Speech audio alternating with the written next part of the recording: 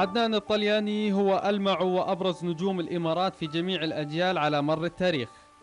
لم يكن محظوظا لعدم تحقيقه لقب الخليج، ولكنه يبقى اسم تاريخي تغنت به جماهير الأبيض لسنوات طويلة.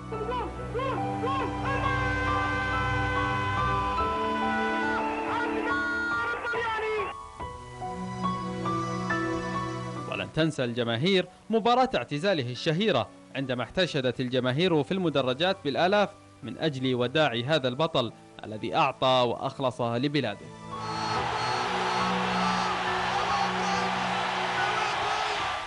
وكان أحد أشهر أهدافه في بطولات الخليج هو الذي سجله في مرمى الكويت عام 94. قاد الأبيض لفوز تاريخي في هذه المباراة. يمتلك هذا النجم مميزات كثيرة وعديدة من الصعب أن تتكرر مرة أخرى.